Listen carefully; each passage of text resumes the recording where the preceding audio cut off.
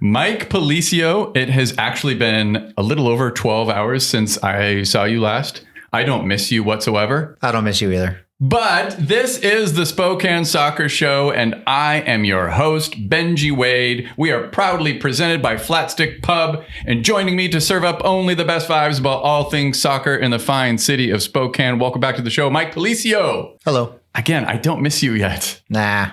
It feels like it's been only 12 hours because I think it actually has. So since the last podcast, which has been 2 weeks, we're sticking with our schedule, and I'm very proud of us for being here. 2 weeks to the day since we recorded our last episode. Velocity FC hosted South Georgia Tormenta at One Stadium in their last game for 2025 before going on a 3-game road trip to end their regular season. And Zephyr FC picked up 4 points from 2 games under their new head coach, Nicole Lukic. And the Gonzaga women's team is caught in a 3-team tie in the middle of the WCC table after their 1-1 draw last night at Luger Field with Santa Clara. We have a lot to catch up on, including 5 games between Velocity and Zephyr FC. But let's start, as always, with our Spokane Soccer Show shoutouts. You ready for that, Mike? I am absolutely ready. You're allowed to speak. What do you have to say, Mr. I love the shirt, MF Doom? We're both golden era hip hop heads over here. Big time. Yeah. So talk to me about how life is going for you. Yeah, not much has changed. The students in my class had another wonderful day today. So they're just doing great, and they make me happy all the time. And that, really just filled my bucket watching my kids have a great time at school. That's awesome. And Did you share with your students that you and I were arguing via text in the middle of this day of yours that you had? Did you hide your cell phone usage? I wasn't texting you during school hours today. No parents listen to this podcast. No kids certainly listen to this podcast. So I did not share with my kids that I was texting back and forth with you today. All right. In an argument, which we're going to get into. I can't wait. God, we haven't even gone through the argument, so we're going to start it here. Yeah, we haven't even started. Okay. Yeah. Well, let's do our shout outs. Ready? I'm ready. Are you? Here we go. Yeah. So speaking of where our shout outs are going to begin, you and I went to Luger Field last night to watch Santa Clara be hosted by the Gonzaga women's team. Mm-hmm. It's a great game. Yeah. Exciting game, back and forth. Could have gone either way. Yeah. Played to the last minute. And I would say that you challenged my perspective about the game in a way that at first I found uncomfortable because I like to be right. I don't like to be wrong. Mm-hmm. And then later I was just kind of like, Mike, I have a confession to make. I started paying a little bit of attention, and it's not so much that Santa Clara were this well-organized, tactically sharp, compact, defending well, all those kinds of characteristics. It was more kind of like Gonzaga didn't have a lot of threat in the middle and like their center forward role, and they weren't asking as many questions of that Santa Clara young team that they should be asking. Yeah, I think the way that it went is you said that, Gonzaga's having a tough time getting through this stingy Santa Clara, block. And I was like, there's holes there. We just got to do a better job of finding them, I think. It's true. So let's start out the shout outs. Shout out Gonzaga winger Sammy Snorsky. The last time you and I went to watch them play against Help Me San Diego, she was really good in that game. We both thought she played really well, but she was incandescent, all caps, last night. Like very, very clever on ball, just basically couldn't be defended. Did you pick up on that? It was like every time she was on ball, I was like, oh, she's going to at least beat one kid. Like, what was your perspective on Sammy Snorsky's play? Yeah, I mean, she created the goal immediately. She got it out wide and cut it back. And that was really, really dangerous. Found Amelia Severn back post, who then had her across the box, put away by a new kid, attacking midfielder, sophomore Annie Boyden. She didn't play much last year. I think she got her first start against Kansas State last year, but she's now playing regularly, and she looks really clever too. Yeah. So Sammy specifically, though, like she just kind of grew into the game, and she looked like our player that was going to both create and score the goal, honestly, when we were looking to win the game. And there was a couple times when those defenders just wanted nothing to do with her. Like absolutely nothing. They were running out there to defend her and break down, and you could almost see it on the girl's face, like, she's going to beat me. She's going to go right by me. And she did. She went through everyone, including the goalkeeper that nearly got us the game winner. But yeah, she was unplayable on the day. So congrats to her. It was almost indulgent by minute 80 to where I'm like, this kid's just like chock full of take-ons at this point. I don't know how many she had in the game. It's not a stat that I don't think they track, and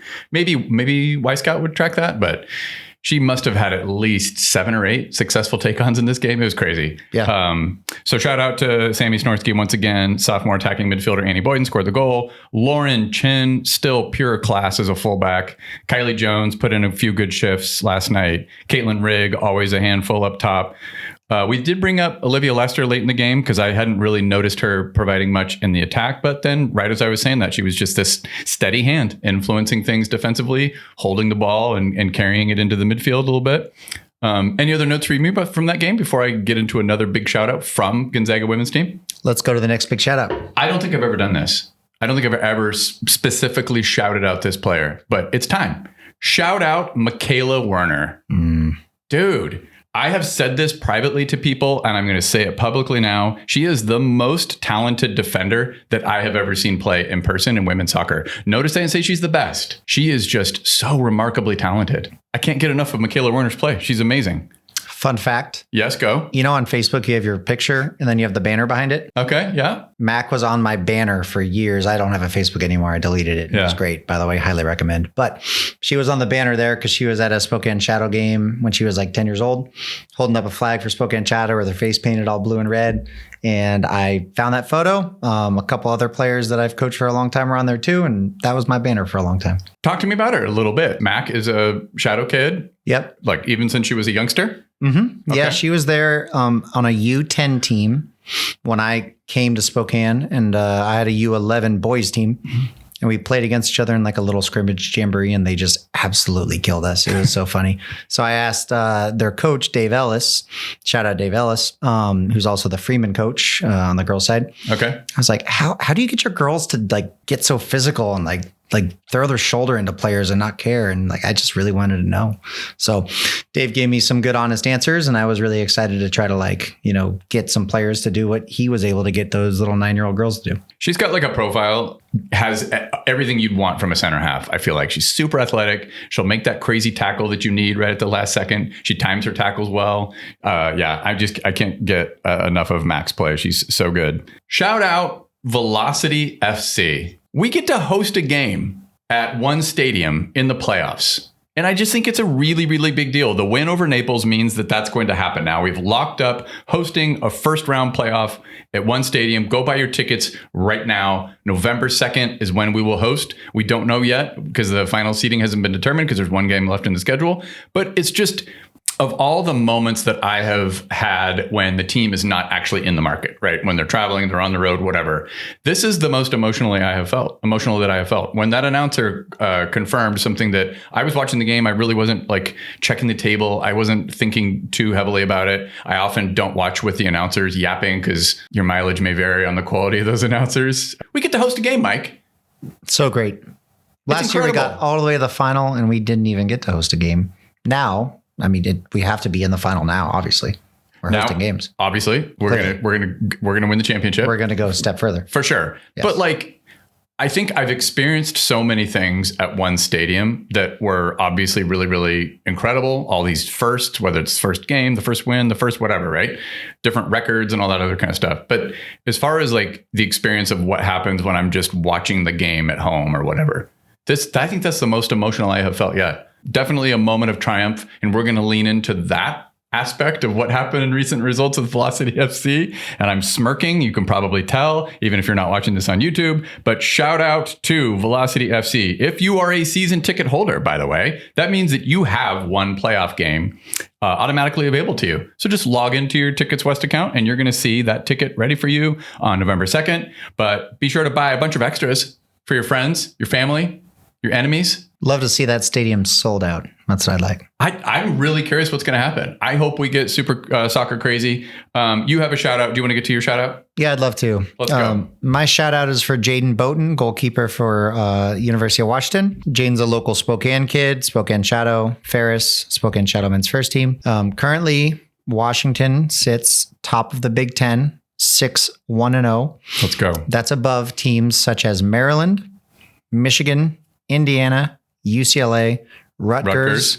I don't even want to keep going because there's just so many, and these are perennial powerhouses. Jadon had a big save and a penalty kick against Penn State over the weekend. Yep. You tagged me in that video, and then you also brought up Jadon on the last episode when we brought up all these Brian Hernandez coached goalkeepers. That's true. So yeah, Jadon obviously being coached by Brian, being coached here locally.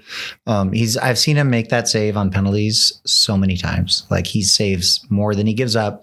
Last year, I was on the road for the state playoffs with my high school team. watching on, ESPN Plus or whatever it was, Jadon's making 3 saves against Seattle U in the tournament. It's just no surprise to us 2002 boys that have seen him do it 100,000 times, and now he's doing it to hopefully win the Big Ten. So the Spokane Shadow boys goalkeeping lineage is thick.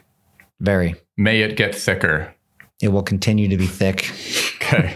Shout out our beautiful boy, Jesse Retan. Just celebrated his birthday. He turned 43 a couple weeks ago. We're so proud of him.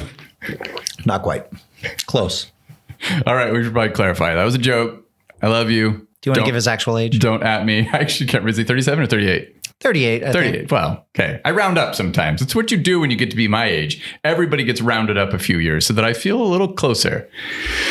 Do you have any other shout outs, Mike, before we get to the heart of the program? Nope. I'm good to go. Let's take a quick break. When we come back, we're going to talk all about Velocity FC's recent results. Speaking of shout outs, Mike, shout out Freeform Spaces, that furniture, this beautiful table, that chair that you're sitting on that's providing support to your ass and your elbows. Do you know where it came from? It came from Freeform Spaces. Did I say that yet? Whether it's a private office, a home office, a workspace, anywhere you go in your life to be productive, to have a think, well, it could be done more effectively, more efficiently, more comfortably, certainly.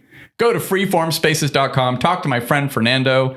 Maybe don't tell him I sent you. Just go to Freeform Spaces and ask for Fernando, and he'll set you up. Like, I don't talk enough about it, but I am super stoked to have this furniture. It's always here in the studio, ready to go.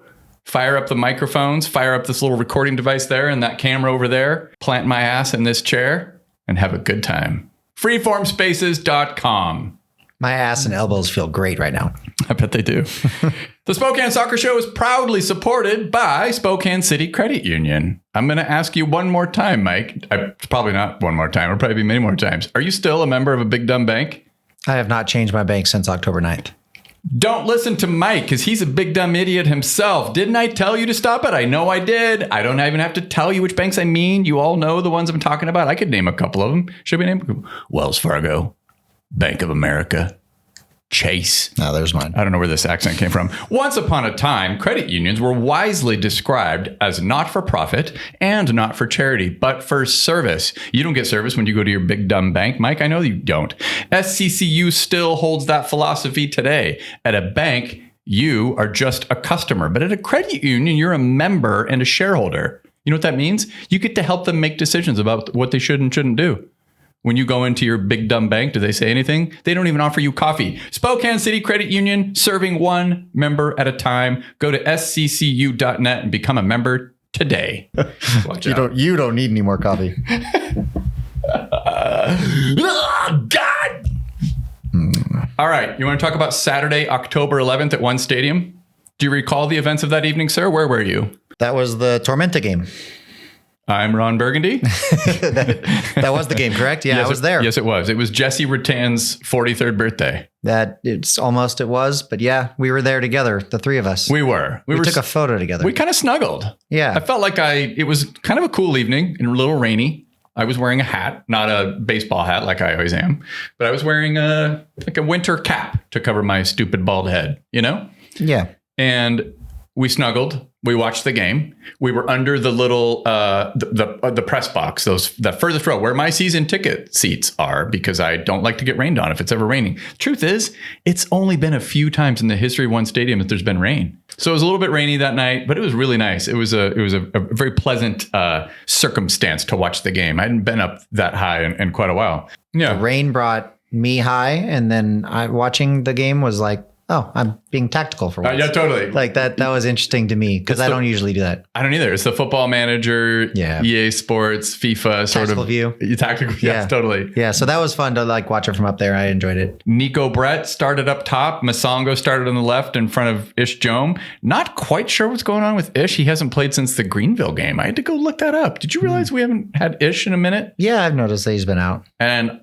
I think that's a problem. I really hope he's back for the November 2nd game. He didn't travel with the team, obviously, for this road trip. Neither did Colin Fernandez, which I'll come back to. But no Ish. I think that's an issue I did not mean for that to happen, but it did. Yeah, right. But it really is, because he has been one of the most influential players on the team. So I really hope he's back for our playoff push. Vinyals and Pelaez both started on the bench. All right. So Nico Brett, minute 2. I don't even remember this in real time. He nearly scored a goal like 2 minutes into the game, and I think should have, really. Keeper Austin Pack from Tormenta tried to play out from the back on a goal kick, and it got picked off by Andre Lewis. Andre Lewis is very good about this. He's like a free safety sometimes on these. He pressures those goal kicks really well. I remember the very famous example of him doing that against Omaha, remember? That's a pretty good example, by the way, cross-sport example of what he does. Free safety, that's pretty good. Yeah, you like that? Yeah. Like for a holding midfielder that steps out like that, that's exactly what he's doing. It is, yeah. Lagos Kunga, he picked his pocket last year, scored a goal against Omaha. That was really sick. Minute 36, Colin Fernandez had a really nice 2-footed slide on the turf. Do you remember this? We all saw it in real time. We were like, meet Wad. Yeah, we all yelled that. Yeah, we did. Derek Waldeck was right there. He squared it for Luis. His deflected shot is just about to be the first goal of the game. But honestly, pretty nice save from Austin Pack. Do you remember this player, Austin Pack? He's one of the best goalkeepers in League One. Maybe history, but certainly the last couple of years. He's been an informed keeper for sure. I remember that save. Yeah. Fully stretched out. Yeah. Really nice. Fully stretched out. Pushes it out for a goal kick. This is one of the key moments of the game. We're going to talk about this corner kick that went to Spokane on the clearance. 2 of these moments happened in a row, and I remember it very, very distinctly because I was sitting next to the 2 of you, and a foul got called on Masongo Akale. In real time, I watched this foul that was called on Masongo, and I looked over at the 2 of you, and again, I'm in these kind of tactical cam seats that we're sitting in, and I could see it plain as day. There was no foul. He didn't do anything. It was shoulder to shoulder. He gets the ball. This is an example of 100% a player not just embellishing, but inventing contact. Okay. Akale uses his body to shield for position, to win the ball. He does nothing wrong. Tormenta's defensive midfielder, a 28-year-old Brazilian named Gabriel Cabral, he pretends he's been elbowed in the back of the head. And then they show it in slow motion, the replay. And I'm kind of like, what are these announcers supposed to be doing? They're watching the feed. I realize that. They're not in the stadium. That's fine. But they're watching the feed that's coming on from ESPN. They see the slow motion replay, the close-up angle. It's so clear. Nothing comes anywhere near this dude's head. But he goes to ground because he loses the ball. He goes to ground and acts like he's been shot in the back of the head. Ref buys it, even calls for the trainer to come out. Foul's called, okay? On the ensuing free kick. So what does the goalkeeper do with the ball? Knocks along. Okay. In the direction of one Jalen Chrysler. Mm-hmm. I remember you haven't seen the highlight. I remember how I felt at the time. Yeah. How did we feel? Absolute nonsense. Not a foul. Jalen is 6'4". Of course, he won that ball. I wanted to think that too. Damn it. This is one of these many times where you and I are like watching these replays and we're just like, okay. It happened in the Portland game that we shall not talk about. It's happened a couple times. Happened in the Greenville game. Jalen gets a little handsy on some of these challenges. And I think it's something we need to stop doing. 24-year-old Barbados winger Niall Reed-Stevens steps up to take the free kick from 25 yards out. Do you remember the free kick? Yeah, I guess so. Dude. Yeah, it's not bad. It was, I hate to say this, it's probably the nicest free kick I've seen in this league, because the truth is Carlos positioned the wall to take away the near post. He bent it around the left side of the wall and it still hit that left post. Yeah. So it was just really, really beautifully struck. I can't really even blame Carlos, even if I question both of the fouls that led to this moment. Like, you got to just sometimes say, okay, nice job. Tip your hat. Yeah. Good job, Niall Reed-Stevens. Minute 50, Luis is being defended by 2 players near the touchline by the corner flag. He back heels the ball into the box for Nico Brett. Jackson Kazanzu is the name of the defender, and he did not have a great game. Kind of a piece of poor defending, followed by a clumsy challenge. Nico goes down. Ref points to the spot pretty immediately. We all saw it in real time. We're like, that definitely looked like a penalty. And it was. Luis steps up, takes the penalty. Misses it. And it's saved by Pack, or so we think. And this, to this day, Mike, I don't know what happened.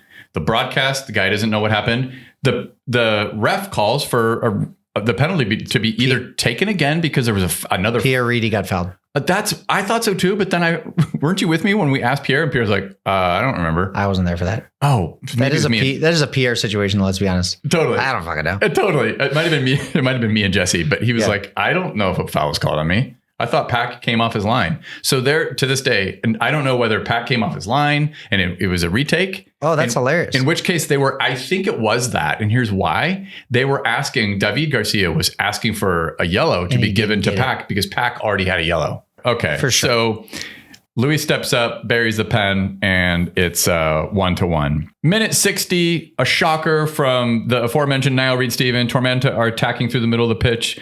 Mason Turnbridge puts the ball on a plate for Reed-Steven, who sends the ball over the bar with his favored left foot. At first, I was like, oh, he took it with his left foot. It's his weak foot. No, he's left-footed. He scored that banger free kick with his left. Should have been 2-1, but it wasn't. A few minutes later, minute 64, Colin plays a really nice ball down the channel for Pierre Reedy. Another piece of very clumsy defending from Jackson Kasanzu. He gives up on the ball, I should say. Nearly falls over chasing PR. First touch from Pierre is amazing. Second touch lets him down. And what happened was he kind of ended up squaring the ball. And if he had just put it at all in space in front of Masongo, it's going to be 2-1. Mikel Rashid recovers for Pack, who's on the deck. Akale ends up taking the shot, but it's more or less right at Rashid, who's on the line, and heads it off. Minute 80, in comes Anwar Pelaez and Javier Martin Hill for Masongo Akale and Nico Brett. In the 90th minute, I took a note of this because we're now seeing the results of it. Something happened to Colin, and I don't really know exactly what, because he just started to kind of move gingerly.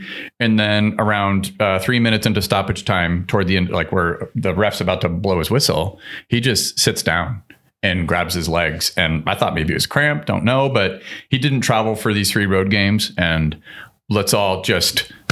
please. I think his influence, like Ishjom mentioned previously, is outsized to this team. Your thoughts on the absence of Colin? Yeah, we feel it when he's not there. I think he offers some like stability right in front of the back four and some progressive passing that we don't really always have otherwise. Even though I think Andre and Jack are really, really great. Colin does offer something fairly unique. He might be the best 6 in the league. Yep. So we do miss him. I believe he's trying to get ready for Saturday is what I'm hearing. You know, the thing I think we miss is how I'd characterize Colin's influence as well as what you said, which is spot on. He's got those progressive passes. He's very clever. He is willing to stay home. He is willing to put in that bone crunching tackle that makes opponents think twice before getting, I don't know, what's the word I'm looking for? Cute? Yeah, getting cute, getting expressive, having a little joy in their game, and all of a sudden this guy's taking you out. You think twice when you get scythed by a 6 like Colin. So I think it's been missing from these last couple of games, even the win against Naples. I think we're a little bit fortunate. Don't forget, Colin one time was a sub, and he just stepped on the field and stopped a counterattack. Do you remember that? Where he caught the ball? He just caught the ball. He said, "No, not today, guys." It was headed out, I think. It might have been. Really entertaining game. Another game where the theme is wasted great chances, though, because check out this stat line. So the game finishes 1-1. I felt like we should have won this game. 14 shots for Spokane Velocity, 6 on target, 4 big chances missed. 4. No, wait. 4 big chances, 3 of them missed. 8 shots, just 1 on target, and 1 big chance missed for Tormenta. XG suggests that it definitely should have been Spokane's game. 1.65 against Tormenta's 0.54. Any final thoughts about this game before we talk about the next one? Luis taking the penalty again after missing the first one. Something to... That's a big character move. I've seen so many players miss a penalty. Goalkeeper came off his line, or there's a foul afterward in the rebound, like I think what happened here. But afterward, they go, you know what? How about you take this one? Yeah, that's a big character moment for Luis to just say, "I'm happy to try again." That's really impressive. Great shout that Luis stepped up and buried and went the same direction too. All right, you want to move on to the next one? Yep. Velocity versus Naples. This one finished 1-0. Lucky us, as the only team in the Northwest, we get to go on a 3-game road trip to end our season. That's really fun. Wow, we're still in the mix for the Players' Shield. Thanks, USL League One and Portland Hearts of Pine. You're the best. This is sarcasm. No, it's great. You're being serious. No, we had every chance in the world. It was easy. You just got to go to 3 states and cities that are nowhere near Spokane. Or each other. Totally fine. And on one of them on short rest, a little over 48 hours since your previous game. It's great. Two changes for Lee Wiedemann in this game. Siobhan John Brown starts instead of Masongo Akale, and Colin Fernandez was replaced by Bryce Meredith. 9 minutes into the game, you got the first highlight and the only highlight of the first half, which was Nico Brett playing Siobhan John Brown in behind the Naples back line. Siobhan John Brown collides with the goalkeeper, Lalo Delgado, and nothing comes of it. And that's the only highlight they put from the first half. I remember this game well enough to say that's probably just about right. It was there was not much in this game in the first half. By minute 86, most of the chances had been pretty scruffy things, a set piece here, a cross into the box there. Neither goalkeeper really tested. Do you have any memory of this game? I have a memory because I did watch the second half of this game on my couch. Yeah. And I remember feeling very strongly that this game was there to be won. Like we were kind of pushing. They didn't seem all that confident in their ability to defend the spaces. So I was not surprised when Masongo snuck through. And was able to put that ball across the box, which is the goal that we want to score. Yeah. This is the goal that we hope to score. This is the goal that we want to score. It's a goal that's very difficult to stop. So I was not surprised. And I was very excited. Let's describe it. So minute 87, Naples have a goal kick. Big Ron wins a 50-50, heads the ball up to the general vicinity of Anwar Pelaez. What happens next really cracks me up because it's the second highlight that we're going to talk about from these games. Naples midfielder Mark Torres is shouldered off the ball by Anwar, and he basically rides Anwar's hip. I think he's trying to simulate a foul, or he's just trying to commit his own professional foul. One or the other. He's either trying to get the ref to blow the whistle against Anwar, or he's willing to accept a foul. Credit to Anwar. He stays upright. Ref plays advantage, and Velocity are on the counter. Also credit to Masongo Akale, because this is a moment I really like. He can see that Naples seems a little satisfied with getting a point out of this game. He sees that Torres has gotten back on his feet, but he's jogging back to recover. Anwar's darting up the pitch to try to go score a goal.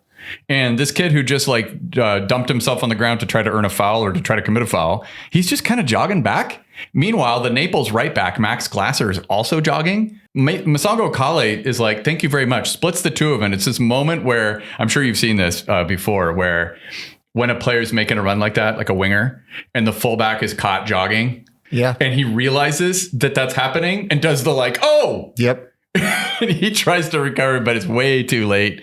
Anwar either has eyes on the side or the back of his head because he plays Masongo in. It's a beautiful pass. Masongo tries to square the ball back to Anwar in a really odd thing. Do you think Anwar knows or trusts that ball is going to make it to the back post to Luis? Because it doesn't really dummy. He doesn't go to ground either. He doesn't stick a leg out.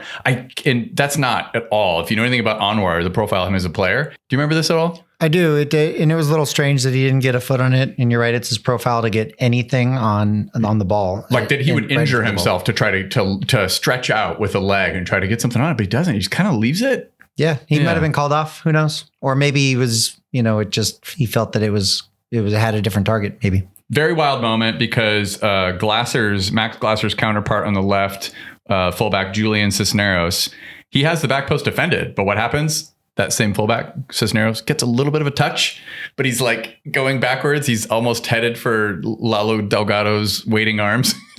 And that touch is just basically puts it on a plate for Luis. Luis sends it in near post where Delgado and Cisneros end up kind of flailing into a pretzel together. It's actually a very comical moment. Ball goes in off one of them, off some body part, and that was the game winner. Sweet, sweet revenge, Mike Policio, for the 1-0 win that Naples had at One Stadium on March 22nd. I felt very, very good about this game. I was so stoked. Yeah, me too. Yeah. You go on the road, you get a 1-0 victory like that, and you're on the beginning of a road trip. I think it takes some pressure off the rest of the road trip. For real. And this is the game that I was saying in the shoutouts that was very, very emotional for me. I'm not sure what it was. Something about this just caught me at exactly that right time in my life where I was just like, I'm going to let myself get emotional. I got emotional. I didn't cry, Did you cry? I wanted to, but I couldn't. I tried to, do I have it? No. I should cry, but I shouted, and I did one of those deep exaltation moments of yes, we get to go to One Stadium. We get to host a playoff game. I had a big shout when we scored. Dogs came running. Stepdaughter came upstairs. What's going on? I just scored a goal. That's all. I actually love those moments. No one even asks anymore. No. Well, they ask if they're curious about what happened, but they don't the specifics, but they know it's like something. They're always like, something happened in soccer. Stats in this game: 12 shots for Spokane, just 1 on target. 9 for Naples, just 1 on target. In case I didn't make it clear, that was the final score. That was the 1 goal that we scored, and is all we needed. Finished the game 1-0. XG suggests that we had the upper hand. Spokane 2.03 against Naples 0.94. Let's move on. Nico Brett had a really nice goal. Minute 41, smacked off the left post from about 20 yards out. Game finished 1-6. If he had scored 5 more, we would have won the game. But that was a great goal. XG was 0.9 for Spokane, 2.87 for Portland. All right, we're moving on. You want to talk about the takeaways where Velocity FC find themselves? Yeah. Okay. I don't have all the different configurations of where things could finish, blah, blah, blah. I've followed a couple nerds that were saying that like the most likely is that we end up where we are now, which is in 3rd place, but we could get into 2nd if we go and get a result against Omaha. We play against Omaha this weekend in a game that is meaningless when it comes to the Supporter Shield, but it is far from meaningless when it comes to the final seeding. So what do you think Lee's going to do against Omaha, knowing that he hates, I think I can safely say, hate's a strong word, but he does not like Omaha, doesn't want to go in there and following what happened in Portland, go into Omaha and have a bad result there. So like, what do you suspect he's going to do, and what do you think he should do? I think that Lee will do what you should do, which is try to win the game without risking anyone who's like a serious health concern. So I'd presume he will play his best lineup, try to win the game. Though if someone's, a little bit labored, I don't think he's going to try to make him play 90 minutes. So he'll try to get that 2nd seed, which again, I'm not really looking at the table. This is not something, doesn't matter whether it's basketball, my favorite team, baseball. I don't ever get into this whole thing of if this, then that, and then they'd have to carry the 1 and then you end up with a 3rd seed, whatever. I just want to see what happens. I actually think we won't record a podcast before the playoff game, but of course, you follow on Instagram. There will be announcements there from either the club or me doing some sort of commentary based on who we end up playing. But that's what's coming next for Velocity FC. That's this weekend. We're going to monitor the injuries to Colin and Ish Jome. I just want to speak a little bit to our, not just our form, but just kind of some things that we've talked about between moments going to games in the last several months. I'd say since the start of the season, if I'm being honest, Mike. I heard the announcer say in the Portland game that we were near the bottom of the league, having underperformed our XG by, it was something like at least 10 goals. And when I hear that, it definitely aligns with what I have observed, whether it's games at one stadium or it's things I'm watching back on ESPN Plus. So why is this? I see some of these attempts on goal against us, whether or not the ball ends up in the back of the net, and I feel a little jealous. Yes, including the Portland game. When these kids are cracking it from 25 yards out and they're making Carlos have these great saves. I have a question for you. I want you to take a moment to think about this. Do we not have the players who can strike the ball from outside the box to test keepers, or do they not have the green light to test our opponent's keeper once in a while, or both? Like, what are your thoughts about that? There's a lot of data to unpack in underperforming XG, but I would love to just hear like what you think might be part of that.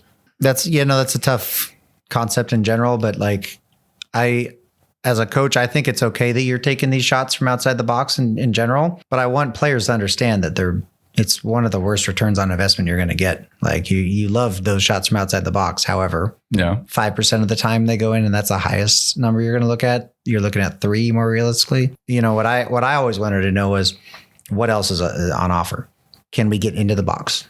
If you can get into the box and have a pass from inside the box is probably better, right? So when my players are shooting from outside the box, if there's nothing else there, go for it.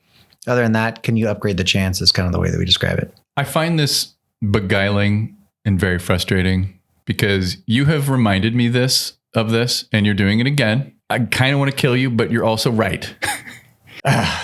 We are generating high quality chances. Mm-hmm. This XG is not coming from, like, to your point, these are not low return on investment. These are not low return on investment opportunities that we're missing. There are a lot of big missed chances. Then it's down to finishing, composure.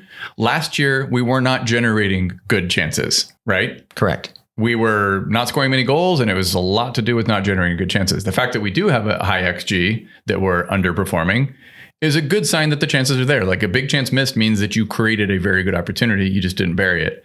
So I just have to wonder the finishing, the composure, maybe a little bit of both, maybe just a jinx of sorts. Like, well, it's also, you got to keep in mind two things, and I don't know which one I want to keep in mind for our team, but the data will always regress to the mean. So if we're far away from our XG, it'll come back. We'll eventually come back. Yeah. And also that what Ole Gunnar Solskjaer said, which is that oh, here we go. If you to the reporter, he said, well, same ball, same position, I score, you don't. So keep that around with SG. True. So like, what did Amarim say? Do you remember what he said? Oh God, I don't know. Probably that Manchester United should be higher up in the table. Yeah, is that what he said? But XG is very difficult because I do believe in data. Yeah. However, some players like are always going to miss from certain spots. I don't see that with our guys. I don't either. There's an elasticity, which is what you're describing, this effect that it's gonna revert to the mean, right? I also think about the fact that we have been kind of rotating our nines, and I don't feel like either of them have really, really settled into a consistent rhythm. I actually, from that perspective, could defend the choice from Lee Veidman to stick with Nico Brett. Nico Brett, given his pedigree, given the returns he's had as a prolific scorer in the championship, it's like, let him keep giving those reps, finding those little spaces, those little opportunities to link play, to do whatever. I feel like there's this kind of inflection point, a sort of a sliding doors moment in the season. It was when Nico got injured against Greenville and that 4-0 ass kicking that we gave to Greenville. And he got injured and he was out for a few weeks and he lost his starting role. And then when he got it back, it's like he's playing into fitness. He still had not yet fully familiarized himself with the team. So I really think back to what happened last year and how Veidman had this team set up for knockout soccer. It's very different when you're in a knockout format. Thoughts? Totally. Yeah, and we're better. We're better this year than we were last year. I think last year we would not be talking about which one of our nines was going to be firing. I think it's true. I think that it's a good thing to have two nines that are both very capable of putting in a shift and scoring a goal. And also, I think it's a really good model that you have one coming off the bench and playing against a tired group. So I think, I think we're better placed than we were last year. I think that the stability defensively is still there in a knockout match. Anytime that, you just look at it. Naples, game got tight, we won the game. Like you see the red card on the road, we're still winning games. Like these are really important qualities for our team, especially when we go into knockout play. There's a reason why the goal that I wanted to talk about from the Portland game was Nico's, because it was outside the box and it was beautifully struck. I don't see very many of those for Velocity FC in our short time as a club. Let's take one more quick break, Mike. When we return, we're going to catch up on all things Zephyr FC. The Spokane Soccer Show is supported by Wildland Co-op. Mike, what is Wildland Co-op? Do you know? Have you been out there yet? No. Every episode, I'm going to remind you need to go out there. If you've been up to Green Bluff before in the Spokane region, you might not think you need another reason to go out there, but I'm going to give you the best reason. Wildland is a small farm. It's a brewery. It's a winery. It's a local goods market. They have 20 varieties of all kinds of beverages on tap, a range of fantastic wines, tasty non-alcoholic beverages. They also make some soups and sandwiches that are extremely delicious. So pull up an Adirondack chair on their cherry tree patio, take in the yummy flavors, the delicious beverages, the fine people. I might be up there. I'm a fine person. Do you think I'm a fine person? Yeah. Do you take photos when you're there? I also take photos. There's literally not a better place in the 509 to gawk at those warm, dreamlike skies during golden hour. I've run out of room on my phone taking pictures. Still, I haven't replaced all that room that I took up. Just takes up a lot of room, dude. The Green Bluff foothills of Spokane. It's spectacular. Wildland Co-op is also family friendly. Everybody's welcome. For more information, go to their website. Or, better yet, I don't know if this is better, but do it anyway. Follow them on Instagram, Wildland Co-op, wildland.coop. The Spokane Soccer Show is proudly supported by Feast World Kitchen. If you've listened to this podcast before, you know how much I love Feast World Kitchen. It is a multifaceted nonprofit that's best known for its social enterprise restaurant and its catering business. Mouth-watering cuisine from every region on planet Earth. Feast also helps immigrants and former refugees in our community become chef entrepreneurs. They're sharing all these wonderful flavors and foods from the places where they grew up, and here's the deal. a lot of funding for nonprofits like Feast has gone away. So instead of just gushing about their food and telling you to eat there, which I will do, I'll tell you right now, go there right now, go to feastworldkitchen.org and make an order. This time I'm asking you to consider making a donation to keep this amazing work going. Go to feastworldkitchen.org/donate to make sure we have these chef entrepreneurs giving them all the support they need to serve up delicious food here in the Spokane community. To learn more about Feast World Kitchen, once again, you can follow them on Instagram. They're there. Or you can go check out their current menu, order online, make that donation, feastworldkitchen.org. All right, Mike, let's talk about Zephyr FC. Since the last podcast, Zephyr have continued their unbeaten streak. This just occurred to me. Did you realize what kind of streak they're on with this? It's talking about unbeaten or unscored on? Unbeaten. Well, okay. We'll get back to this scored on. They've not lost a game since hosting Fort Lauderdale on September 6th. That's 2 podcasts ago, which quick math tells me it's a month and a half ago. So Zephyr hosted Dallas Trinity FC recently at one stadium where they won the game 2-0. This was the first game at the helm for new head coach Nicole Lukic. And I've got a quick couple of observations. You were not at this game. You had something going on. The Dallas game? Yeah. What were you doing? I was watching on TV. I know that much. Watching on TV? You had something going on. You were coaching. You were doing something. Yeah. Here's my quick observations. First glimpse of Nicole Lukic walking into the technical area and talking to the team. Energy. Vocal.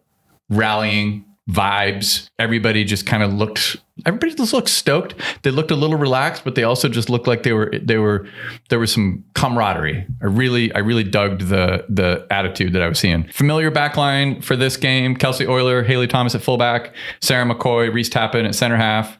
Haley Thomas seems to have locked down that role at the right for after a little bit of experimentation early on from interim coach Josh McAllister. We had Charlie Boone, we had Ginger Fontenot, we had Maggie Johnston. It looks like it's going to be Haley's role, which is interesting because she was left back last year. I think Haley Thomas I thought of her as having the profile of a center half more in terms of her experience as both a professional and college player, but she's played at fullback. And then Reese Tappan, the opposite. She played fullback in college and now she's killing it as a center half. Midfield 3, Emma Jaskinik, Sophie Braun, Arissa March, Sophie the single pivot, very disciplined in that role positionally. The other thing I noticed about this game is that Emma and Arissa, as dual 8s, they're also very central. I looked at the heat map and they're like basically overlapping with one another, and Allie Cook was just barely a couple feet in front of them. What does that suggest to you when you see that type of thing in a heat map from players? The heat map, when it's that tight with 2 8s, it means that one might pop up on the left side and the right side, and the other one might balance it out. Okay, is what I would read into it.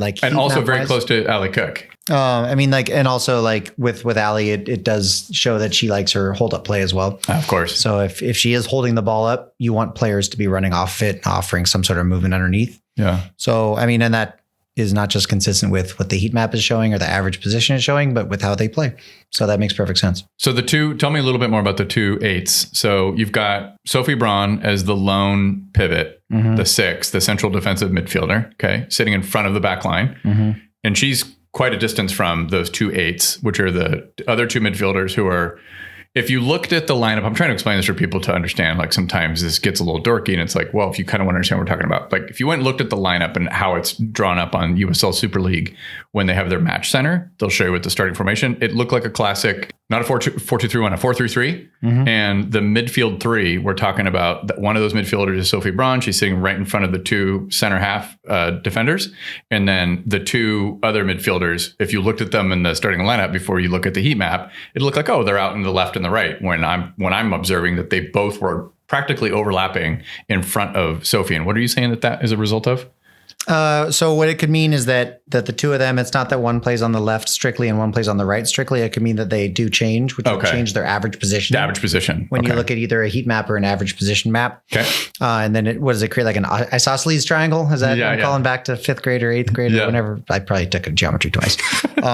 So I should know. But like that's what it might suggest. But what it actually tells us is that the 2 have roles that are identical to each other, and that Soph is the one that's supposed to be holding. Gotcha. And by the way, for a holding player, Soph still gets forward a good bit. She does. which we'll talk about in this game. Totally agree. Minute 15, it's a corner for Dallas Trinity. Defender Hannah Davison gets on the end of the ball, delivered from former Zephyr midfielder Winnie Bellata. Hope Heisey makes a fairly routine save. I would call that crisis number 1 averted. Minute 39, Dallas forward Celie Strawn makes a run down the right channel, gets off a decent shot. Hope handles it fairly comfortably. By the way, Strawn just turned 18 a couple weeks ago. Do you and I talk about this young player? We didn't talk about it, but she was good. She was really active in this game. She's so good. Very nice player. Second crisis avoided for Zephyr FC. Yeah, she was the, whatever it's called, the young player of the year in the first year of the Super League. I think she joined the club when she was only 16. Second half starts, minute 47, third crisis averted. And this is the one where, watching live, I was certain that we gave up a goal. Dallas left back, Sierra Hinson, sends in a cross. Striker Allie Thornton is being defended by Sophie Braun. She is very experienced forward. She gets her body across Sophie to get a touch on the ball, but Hope goes into what I call the snowman pose, where the goalkeeper just makes themselves big and they just like throw out every limb. The ball is pushed off of one of Hope's limbs onto the near post. It goes back in front of her and she sits on it and collects. And I thought the ball was going over the line. I was like at the other end of the pitch and I was so nervous. Ray and I watched this game together. At this point, I'm feeling fortunate that we can still get a draw out of this game. Was that save 100?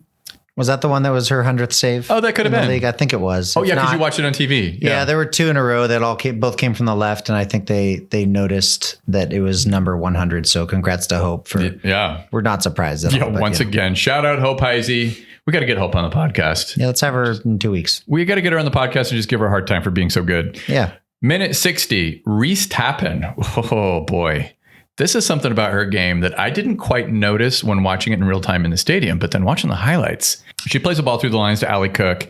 Allie takes a really nice touch while kind of falling to the ground. Classic Allie Cook. She puts the ball right in front of Sophie Braun. It reminds me of the play I was describing with Pierre Reedy, where he squared the ball instead of putting it in front of Masongo Okale. Well, despite going to the ground, Allie Cook puts it in front of Sophie. Sophie runs onto it. And what did we say last week about the runs from Tori Zierenberg? She did it again. You want to describe it? Yeah, sure. So actually, by the way, in this scenario, Allie coming toward the ball, having a layoff, like such a tiny little touch to Soph. It looks like Soph was in that exact position we were just describing for one of the 8s. That's it. So I'm not sure if someone rotated in or if she just sprinted into that role. But again, Allie with her hold up play lays it off for Soph. Soph takes her touch. And then with their back line. So again, these are things that we plan for as coaches. So the player that smartly followed Allie. Yep. Left a big hole in the back line. And then Tori's job is to run into the hole. Yeah. Simple as that. Again, you do that 12 times, just like I said 2 weeks ago. You do that 12 times a game, you win the game. Yep. And she runs into it. The ball's played, nice weight from Soph. And with Tori, I mean, she does everything she's supposed to do. There's a little deflection. Yeah. And that little deflection sometimes is the only thing that matters. You'll take it. In this goal, that's what happened. Tori splits the center backs, makes a center forward run, right back, Hannah Davison, tries to recover, goes to ground, but Tori's shot deflects in off of her. Keepers go in the wrong direction. It's 1-0 Zephyr.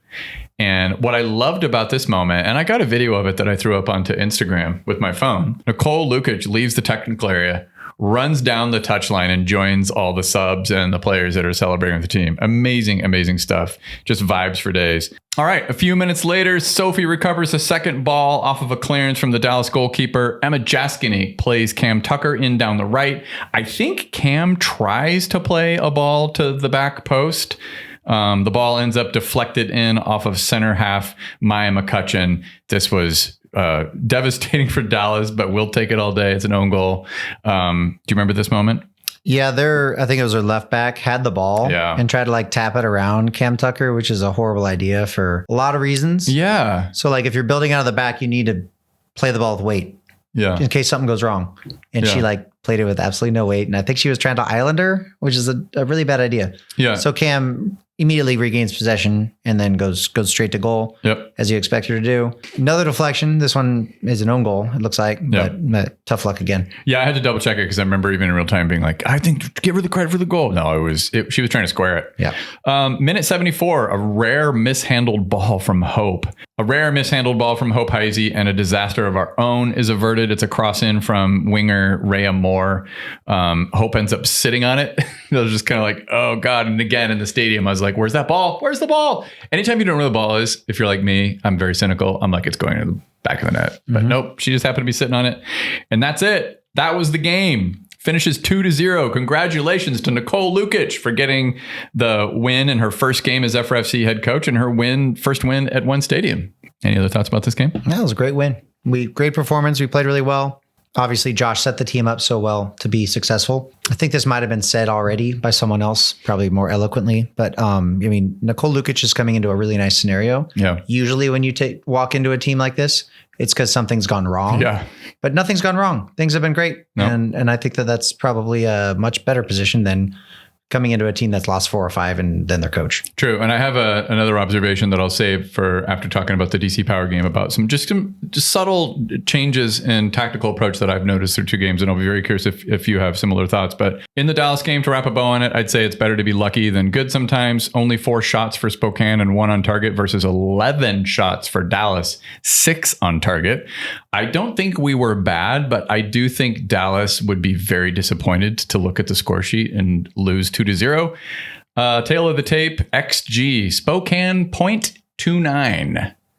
We did not generate a lot of very good chances in this game. And the 2 goals that we scored, you would say were probably close to 0 XG. Dallas, meanwhile, had 1.05. So they didn't go crazy either. But I think they generated just a couple more chances than we did. But sometimes it just be like that. 0.29. We have hope, though. Talk about overperforming XG. Your 1.05 doesn't mean much when hope's the It's one true. saving them. Your XG numbers are meaningless when we have hope, Heisey. If you have hope, you have hope. All right. You want to talk about the Zephyr versus DC Power? Yep. Ready for that one? Oh, yeah. Do we have to talk about this game? We have to. Fine. It finished 1-1. We had the same starting 11 from the win against Dallas. Unsurprising. You get, regardless of the XG, you win 2-0. You're going to stick with the same starting 11, especially if you're Nicole Lukic and you're brand new to this situation. I did hear in the broadcast, which I found really interesting, that Nicole is still fulfilling some obligations for the U.S. women's youth national team. So she's kind of wrapping that up while also taking the helm for Zephyr FC. So expect to see her in market more frequently soon. Came into this game for Zephyr with 5 consecutive clean sheets. I can't lie. This felt like one of those games during the COVID lockdowns because you could hear a pin drop. I could hear every whisper from every player and technical staff and coach and just about everybody. It was odd. Did you notice that? DC Power cannot get anybody to come to these games. Yeah, it looked like a barren stadium, really. Maybe a couple hundred people. Let's talk about the game, the moments in the game. Minute 12, very odd, where Sarah McCoy plays the ball back to Hope, who takes a heavy touch, pressured by Gianna Gorley, loses the ball. Thankfully, midfielder who's class, by the way, Anna Bagley, inexplicably misses the entire empty goal. Do you remember this moment? Yeah, I saw it. I was like, that's a goal. First when she won the ball, and then I was like, that's a goal after she hit it, because it did just barely go wide. Yeah. But I like the goalkeeper there. I like the goalkeeper in that position. I think it gives you so much control over the game to have your goalkeeper well outside of her box. Sure. Intent is to play out of everything. So while you will give up the odd, weird goal, it's happened in the Champions League final and the World Cup final in the last decade. Goalkeepers playing out, they block something. I think it's worth it. I still think it's worth it. Otherwise, teams wouldn't do it. I totally agree. And I have not really... Yeah, there's moments where we're a little bit... And in fact, this is one of those games where we didn't look super comfortable playing out from the back. But in general, it's not been something that I've questioned or felt overly concerned about. It's part of how we're playing, and I'm okay with it. Minute 31, Kelsey Euler plays the ball to the feet of Allie Cook. Classic Allie Cook stuff. She's out in the half space down the left. It's one of those moments of physicality, hold-up play. She draws the attention of, I counted 4 DC Power players. Classic target center forward stuff from Allie. She finds an outlet to Emma Jaskinik. Meanwhile, there's not a defender within 10 yards of Cam Tucker who's in on goal. Very unfortunately, Emma's pass with the outside of her foot, just a little too cute. It's soft. It gives Cam Tucker something to think about. She has to kind of wait for the ball. It's similar to what we were talking about, the Pierre Reedy pass to Masongo.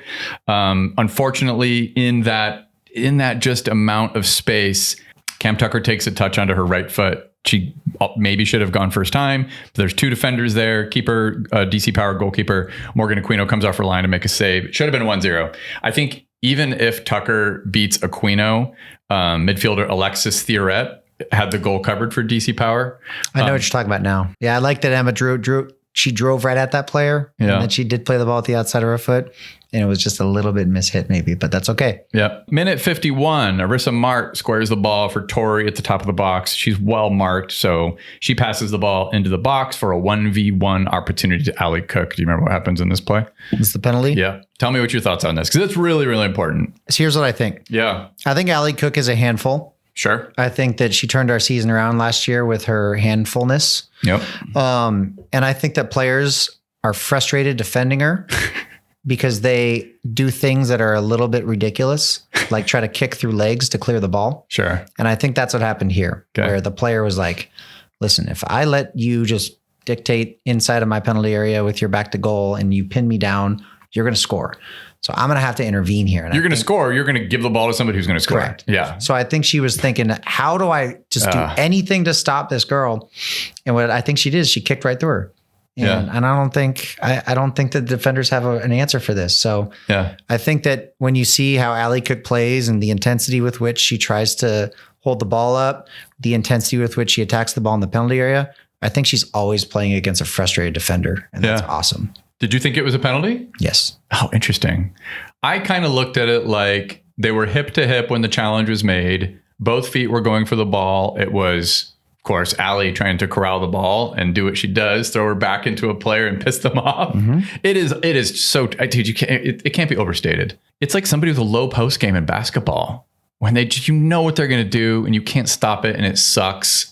You know, that's when they get fouled, right? It's not apples to apples, but Ali Cook does that. So I can see how Ali Cook Shaq in this scenario? Yeah, I guess she would be. Do you think she will like that comparison? Charles Barkley, like a low post player. No, you know what? I have to find a... How about Tim Duncan? Like, you can't stop it. You know what he's going to do. You can't stop it. You know exactly what he's going to do. And it just sucks. So sometimes you just go, you know what? I'm going to hit you. Yeah. I don't like you anymore. And Tim Duncan's like the nice guy ever. So that's what happened. Defender Madison Mernon, she goes through the leg of Ali Cook. I actually think they were both going for the ball.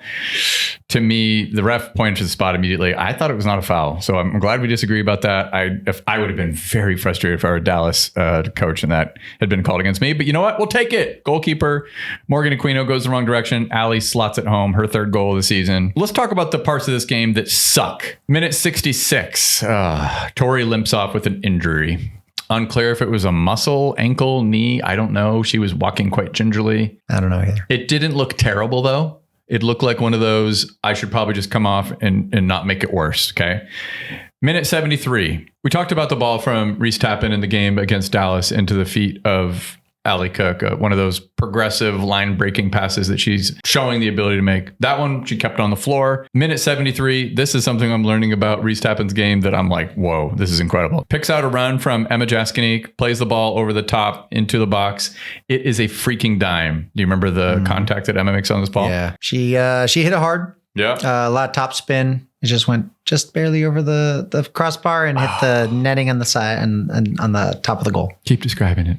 It's beautiful. It was so gorgeous. The pass, by the way, is a dime, dude. Mm-hmm. Takes a couple bounces. Emma goes for the volley, hits it so freaking clean. It's just inches. It's one of those ones where I paused where the ball goes over the bar, and it's so close that it's got that shadow, that tight pattern of a shadow that you just know. Because that's the only way sometimes to tell with the angles is like the sharpness. It sounds really dorky, but the sharpness of the shadow in the crossbar, it was inches above the bar. It would have dented the top of the goal had it gone in. Unfortunately, it did not. 90+2 into stoppage time. This is the moments where we're just trying to kill off the game and get the 1-0 win. It would have been a great 3 points to win on the road. A second Zephyr FC player pulls up injured. This time it's Kelsey Euler. It's non-contact. She's trying to pull down a cross from DC Power. Lands awkwardly on her left leg. I will confess. Doesn't look great. Walks off after minutes. Barely under her own weight. We will see what happens there. Could have been an ankle.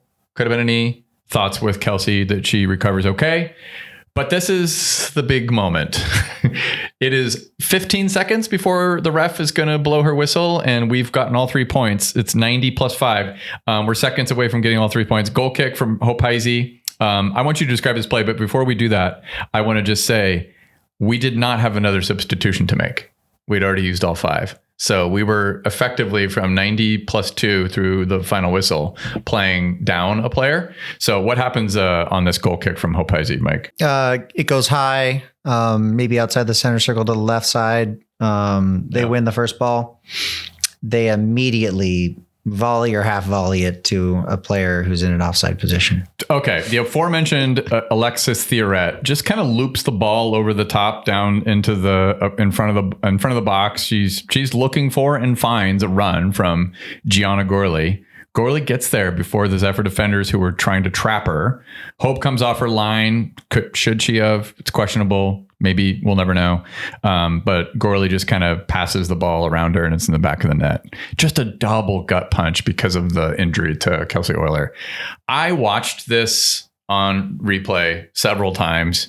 I think it's very, very close. Friend of the pod, Brian Peterson, shout out Brian. He thought it was offside. He was texting me like, why did that goal stand? Even when Gianna Gorley's goal got posted by the Super League and DC Power, with her stupid celebration thing, carrying a bag of money. Her nickname's G Money. It's fine. Whatever. Very WWE. A little weird. Even somebody in the comments was like, what about the offside? And it got a bunch of engagement. So that was kind of interesting. You thought it was offside. Yeah. Here's what I think. I think that the video is not going to tell the whole story just because of the angles. Like, it's hard to tell. Yeah. We're not talking about comparing her to a player who's, laterally 4 yards from her. We're talking about comparing her to a player who's 25 yards from her laterally. It's impossible to tell. I, however, am an optimist. So I think that we had a good line and she was offside. You, on the other hand. I, on the other hand, thought that Sarah McCoy narrowly played her on. Definitely not daylight. It's one of those they would have had to take out the old lines and the armpits, put them up on and measure the armpits and all that. Yep, toenails. Totally. I think that like the trailing leg of Sarah McCoy, who was in mid stride, I think probably kept her on. But in Sarah's defense, she's defending a position where Kelsey Euler just vacated, because she's out wide to try to mark the winger. And so honestly, I think a point apiece was probably a fair result from this game, but the way it happened just absolutely flattened me. It kind of ruined my day. I'm not going to lie. Did you check FOTMob and see that at 90 plus 4, we were up 1-0 and then go, all right. You did? Yeah, that's what happened. That has happened to me before. It almost happened in the Omaha game for Velocity when we ended up conceding 2 and leaving with a draw instead of all 3 points. Just 6 shots, 1 on target for Spokane in this game against 17 for DC Power with 1 on target. Like I said, it finished 1-1. I thought both Sarah and Kelsey were outstanding defensively. Final XG was Spokane 1.39 against Dallas's 1.28. Keep in mind, our 1.39 included the penalty. So we didn't really generate a lot of threat. And that's a couple games in a row with fairly low XG, something to keep an eye on. Takeaways on Zephyr FC. Mike, you have the floor on where they're at right now with Nicole Lukic after 2 games and stepping in for Josh. Any kind of early notes of things that you're observing tactically and any kind of changes? I haven't really noticed any changes. Obviously Josh had the team happy. Josh had the team, playing really good soccer on both sides of the ball, transitioning well, understanding where they want to defend, confronting at the right moments. So I think it's really been more of what Josh set up, and Nicole's just going to make some tweaks. If she wants to make some big changes, she very well could. But so far, she has not made massive changes. She's just trying to keep a team that's playing well. And I think she has. It could be totally circumstantial, but the couple observations that I have, again, it's very early sample size of 2 games. But one is, I think she wants these players to keep it on the floor. Mm-hmm. Haven't seen a lot of long balls. That makes me happy. I think I've been on record that sometimes it's great to play direct, play vertical. And when you have, I'm keeping an eye on Reese Tappen. She's like early on one of my favorite players in this team for this year. But like that long ball that she can send over the top, I'll take some more of those. Not that Josh was having them do a bunch of long balls, but certainly a change from last year. Okay. Mm-hmm. Where it's like, there goes Kenzie Weinert, Sonic, ball over the top. The other thing is, haven't seen the Cam Tucker on those midfield overloads at all in the last couple of games. Cam has been quiet. She's had 2 quiet games in a row, I'd have to say. So yeah, I don't know that Cam necessarily intends to do those like inside of the. It's opportunistic. I think it's just that she knows where the space is and she's intelligent enough to find it and has the green light to do it. Yeah, she has a green light to do it as well. Okay. And I also think, keep in mind, she's been brought down for penalty or for red cards twice this year. Like, it's true. I just think she's a handful. Yeah. And if you shut one area down, she's like, fine, I'm going to go somewhere else. So mention Reese Tappen. talked about Sophie. Really like Sophie so far this season. She's just been fantastic in that role as the single pivot. Any other thoughts about Zephyr FC before we wrap up this episode and get out of here? We've talked a lot. Jeez, I've talked too much. We got to get you to talk more. You're going to talk more next time, aren't you? I'm going to talk more next time. You're going to talk more next time.